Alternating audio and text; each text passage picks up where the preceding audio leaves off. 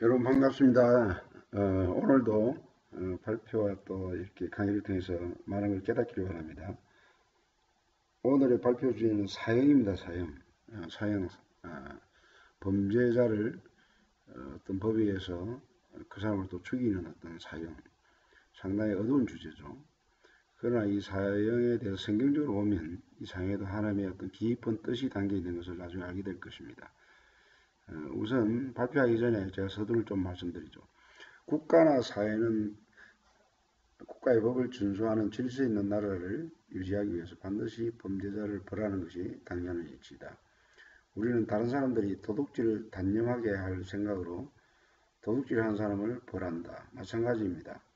살인하지 않도록 하기 위하여 살인한 자를 벌하는 것입니다. 이것이 바로 사형제도이죠. 그러니까 우리가 법을 아주 강하게 이렇게 준행할수록 죄를 범하는 데 대한 두려움이 아주 크게 만들수록 아무래도 죄를 덜 범하게 되겠죠.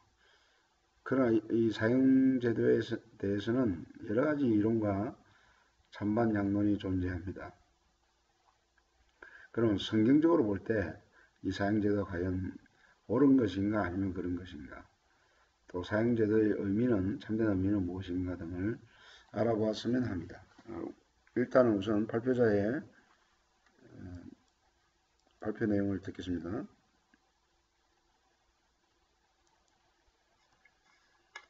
안녕하십니까. 인간과 윤리 12주차 사형이라는 주제를 가지고 발표하게 될 구조 관광학부 안동준입니다.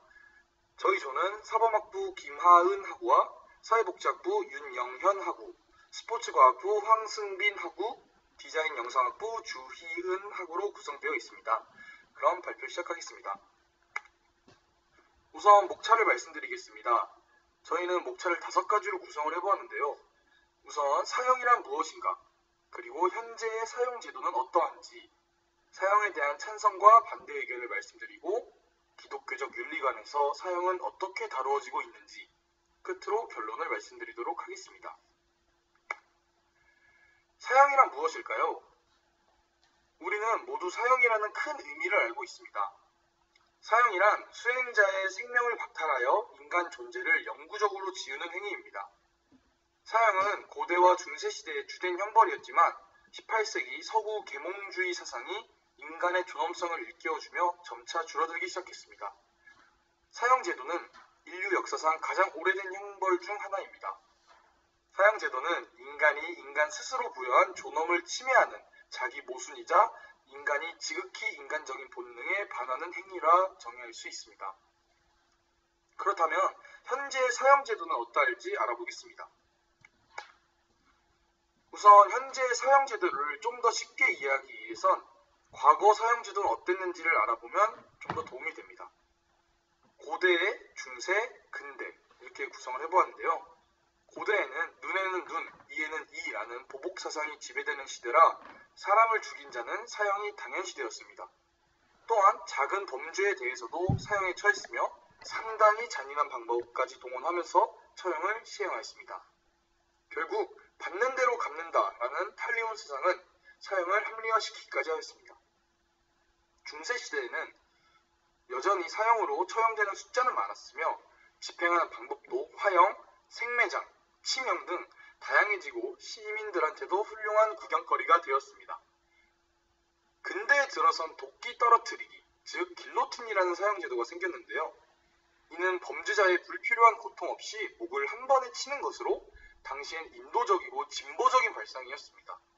그 외에도 교수대, 전기의자, 가스실, 총살 등의 행위로 사형을 행하였습니다.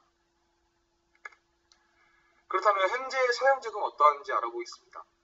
현재 75개국이 모든 범죄에 대해 14개국은 전시를 제외한 모든 일반 범죄에 대해 사형을 폐지하였고 20개국은 과거 10여 년간 사형을 집행하지 않음으로써 사실상 사형을 폐지하고 있습니다.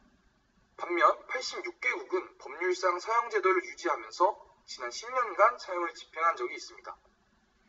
대한민국에서의 사형은 1997년을 마지막으로 아직 사형을 선고는 하지만 집행을 하지 않는 실질적 사형 폐지국에 해당합니다. 이전에 한국의 대다수 사형수는 흉악범이었으며 현재에 와서도 흉악범에게는 선고는 하나 집행을 하지 않고 사실상 종신형의 형태로 복역하고 있습니다. 다음 세 번째, 사형에 대한 찬성과 반대 의견에 대해 알아보겠습니다. 찬성 측의 의견은 이러합니다. 전체 육체의 치료를 위해 부분 지체를 절단하는 것처럼 사회에서도 공동선을 해치는 흉악한 인간은 사회에서 제거되어야 한다. 사형은 범죄자를 영구히 격리하는 기능 외에도 죽음이라는 무거운 처벌로 강력범죄 예방이 가능하다. 강력범죄자들이 행한 범죄 행위에 대한 처벌이 미약한 경우가 많다. 그들을 무기징역을 통하여 사회에서 영구적으로 격리 수용하는 비용이 많이 들며 그 비용을 세금으로 충당하는 데 부담이 든다. 또 사형은 정치적인 절차에 의해 합의된 것으로 타당하다.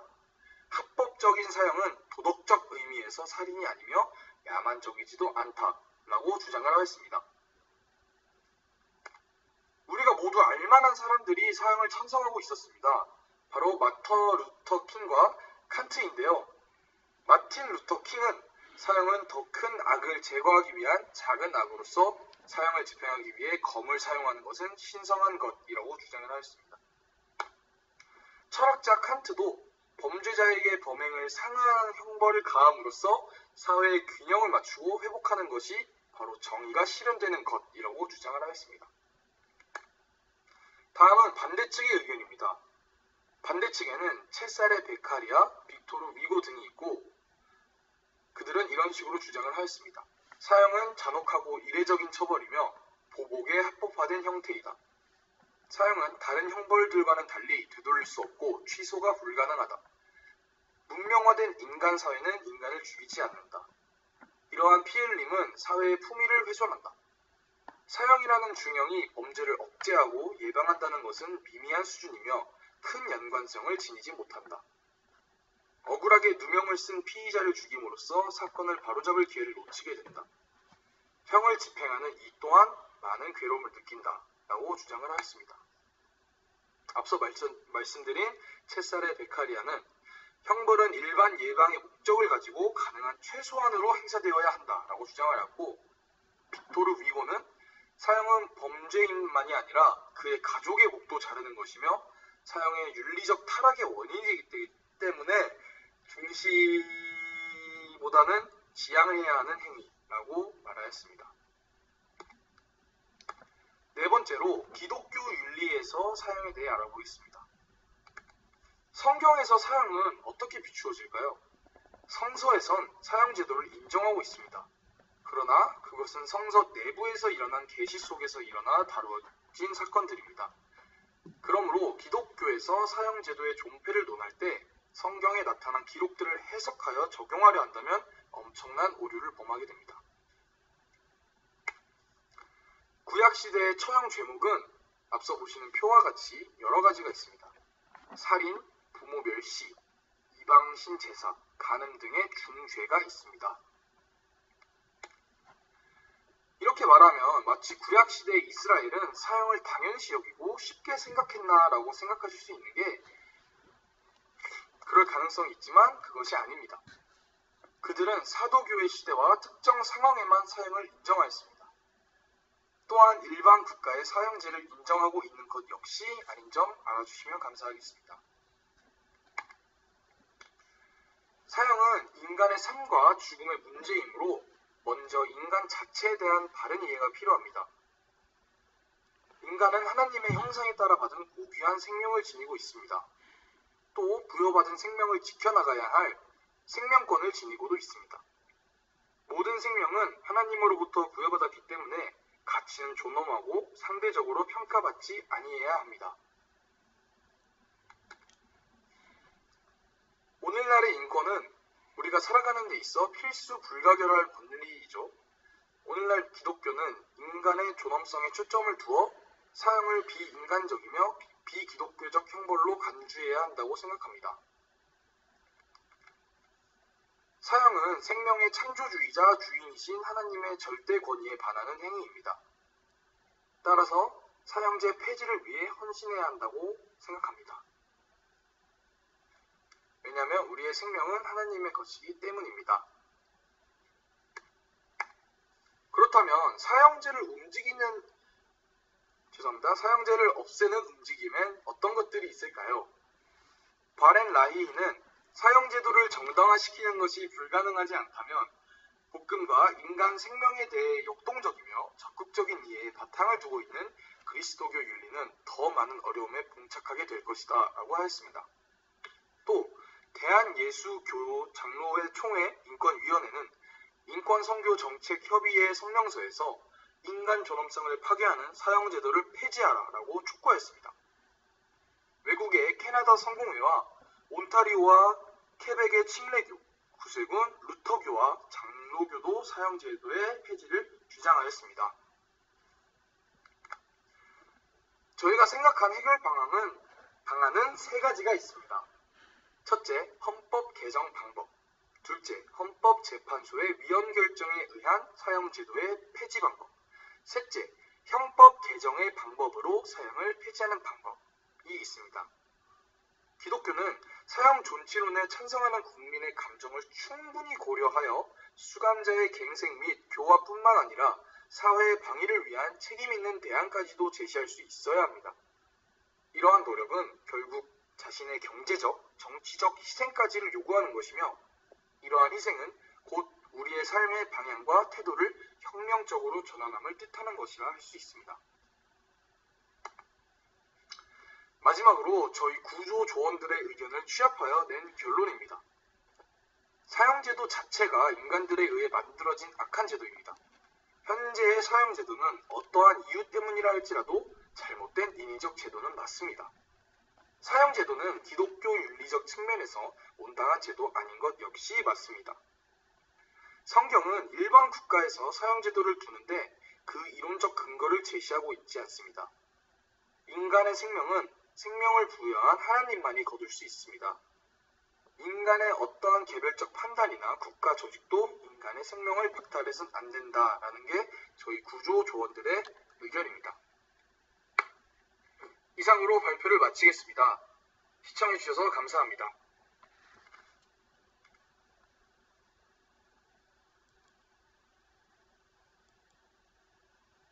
예, 학생 아주 발음도 똑똑하게 발표를 잘 했습니다. 여러 가지 형태의 그 사형제도를 찬성하는 사람들의 입장과 또 반대하는 사람의 입장, 또 성경적인 입장, 전체적으로 이렇게 예를 들면서, 근데 이들의 발표자들의 결론이 사형제도는 기독교적으로 잘못된 것이고 폐지되어야 된다는 결론을 내렸는데, 근데 저는 여기에 조금 이의를 제기하고 싶어요. 왜냐하면 사형제도의 근본적인 그 뜻 자체가 특별히 성경적으로, 왜냐하면 뭐 세상적으로 이게 옳고 그른 그 기준은 자체가 이게 바르지 않기 때문에 의미가 없고, 결국 결론은 이제 어떤 여러 가지 사형제도에 대한 여러 가지 의견이 있지만 결국 하나님의 말씀이, 하나님은 이 사형제도를 어떻게 생각하느냐, 이게 중요한 거거든요. 근데 학생들은 이 사형제도가 완전히 무슨 악인 것처럼 완전히 잘못된 것이냐 이렇게 결론을 내는데 저는 그렇게 생각하지 않아요.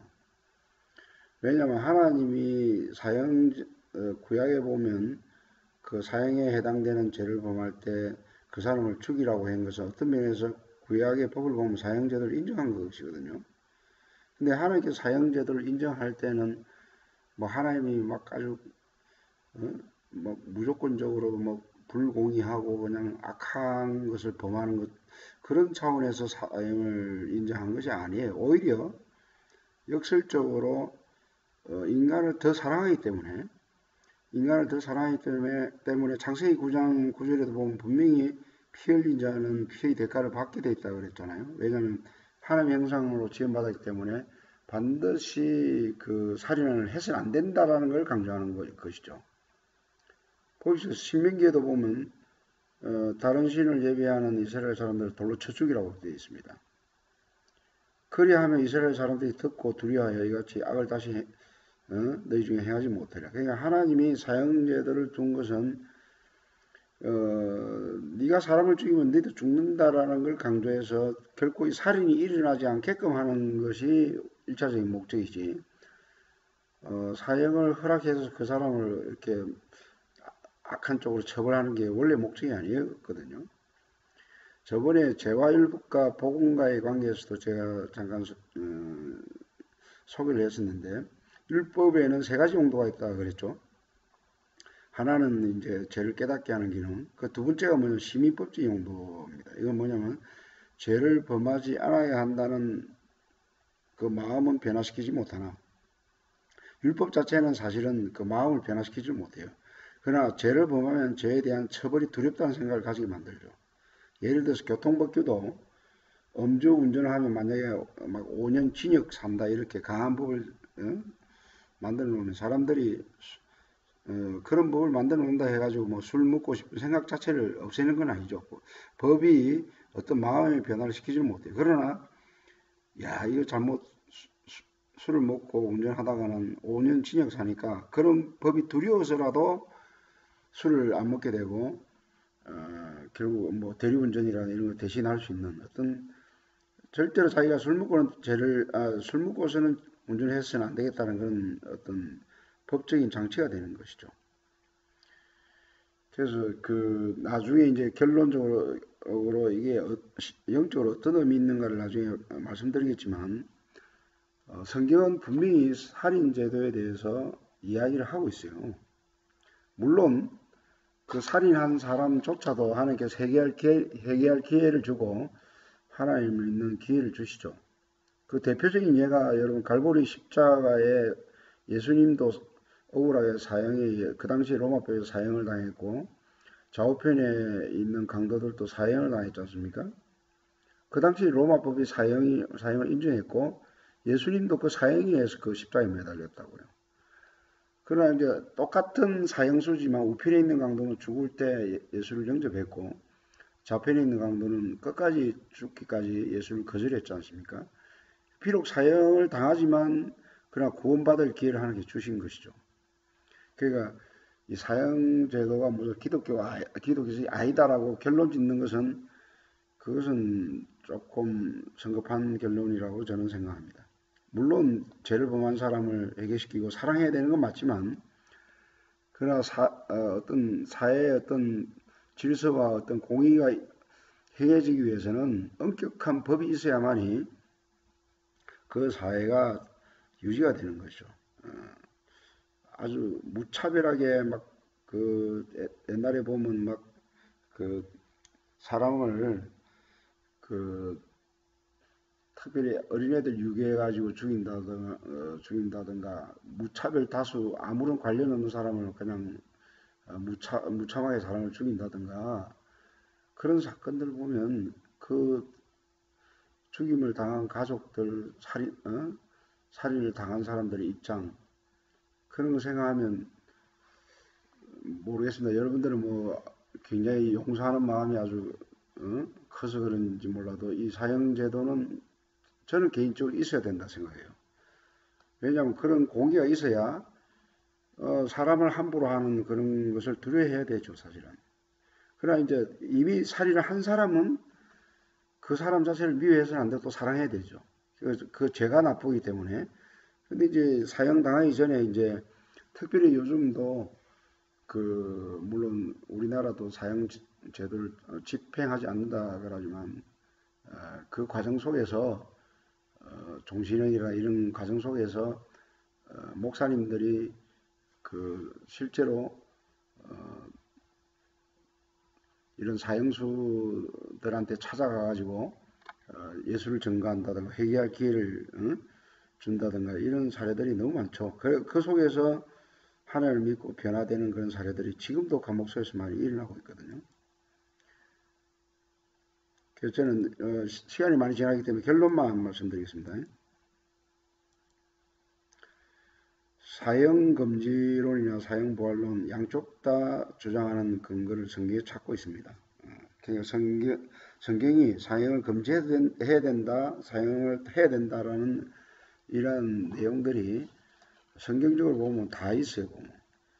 근데 이제 저는 이제 그 사형을 허락하는 쪽으로 오히려 저는 이렇게 찬성하는 거는 뭐냐면 그게 하나님의 공의라는 거죠.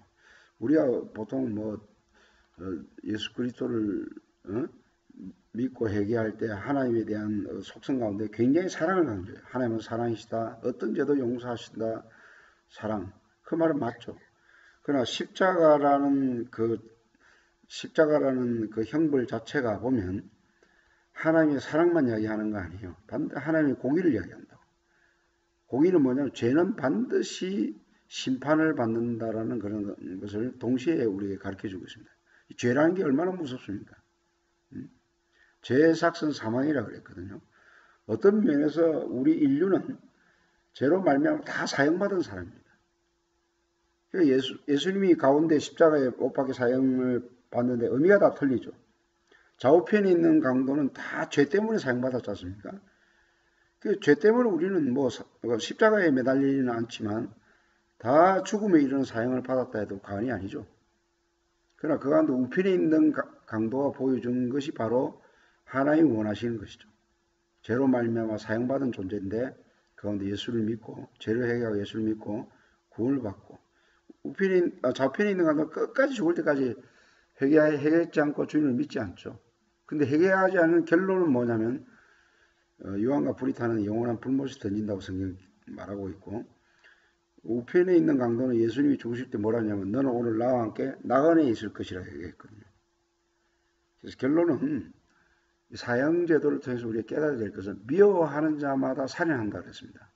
그래서 우리가 미워하는 게 칼로 들고 사람을 죽이는 것과 마찬가지로 어마어마한 이게 범죄라고요. 우리는 쉽게 미워하는데 하나님을 믿고 미워하는 그 마음조차도 자꾸 회개하시고 사랑하려고 애쓰시고 마음을 다하고 목숨을 다하고 뜻을 다해 하나님을 사랑하고 내 이웃을 내 몸같이 사랑하는 하나님은 사랑이라는 이 절대적인 속성 가운데에서 하나님이 원하시는 것은 사람을 죽이지 말라는 것이죠. 살인하지 말라는 것이죠. 네가 살인하면 살인당한다라는 그 죄에 대한 엄격성을 이야기하면서 동시에 사랑을 강조하는 이런 영적인 의미를 깨달아야 사형제도에 대한 진정한 의미를 알게 되는 것입니다. 감사합니다.